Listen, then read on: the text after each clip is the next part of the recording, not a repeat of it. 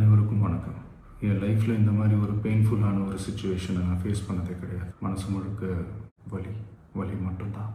இந்த சுற்றுப்பயணத்தில் என்னென்ன மக்கள் பார்க்க வராங்க, அதுக்கு ஒரே ஒரு காரணம் தான், அவங்க என் மேலே வச்சிருக்கிற அன்பும் பாசம்.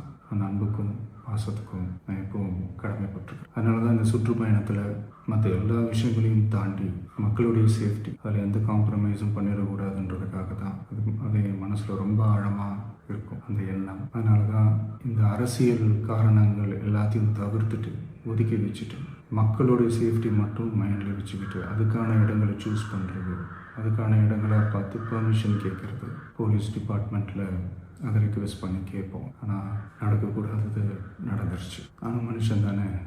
அந்த நேரத்தில் அத்தனை பேர் பாதிக்கப்பட்டு இருக்கும்போது எப்படி அந்த ஊரை விட்டுட்டு என்னால் கிளம்பி வர முடியும்? நான் திரும்ப அங்கே போகணும்னு இருந்துச்சுன்னா அதை ஒரு காரணம் காட்டி அங்கே வேறு சில பதட்டமான சுச்சுவேஷன்ஸ், வேறு சில அசம்பாவிதங்கள் அந்த மாதிரி எதுவும் நடந்துடக்கூடாதுன்றதுக்காக தான் நான் அவாய்ட் பண்ணேன். இந்த நேரத்தில் சொந்தங்களை இழந்து தவிக்கிற இத்தனை குடும்பங்களுக்கும் என்னுடைய ஆழ்ந்த இரங்கலை தெரிவிச்சுக்கிறேன். எனக்கு தெரியும் என்ன சொன்னாலும் இது ஈடையாகாதுன்னு எனக்கு தெரியும். ஹாஸ்பிட்டலில் ட்ரீட் பண்ணிட்டு இருக்கிற எல்லாருமே சீக்கிரமாக க்யூர் ஆகி வரணுன்றதை இந்த நேரத்தில் நான் வேண்டிக்கிறேன். கூடிய சீக்கிரமே உங்கள் எல்லாரையும் நான் சந்திக்கிறேன். இந்த நேரத்தில் எங்களுடைய வலிகளை, எங்களுடைய நிலைமையை புரிஞ்சுக்கிட்டு எங்களுக்காக பேசின அரசியல் கட்சிகளை சார்ந்த நண்பர்கள், தலைவர்கள் அனைவருக்கும் என்னுடைய நன்றியை தெரிவிச்சு. கிட்டத்தட்ட ஒரு 5 மாவட்டத்துக்கு பிரச்சாரத்துக்கு போனோம். இந்த மாதிரி எதுவுமே நடக்கல. ஆனால் கரூரில் மட்டும் ஏன் இப்படி நடக்குது, எப்படி நடக்குது? மக்களுக்கு எல்லா உண்மையும் தெரியும். மக்கள் எல்லாத்தையும் பார்த்துக்கிட்டு இருக்கிறாங்க. கரூரை சேர்ந்த அந்த மக்கள் அந்த உண்மையெல்லாம் வெளியில் சொல்லும்போது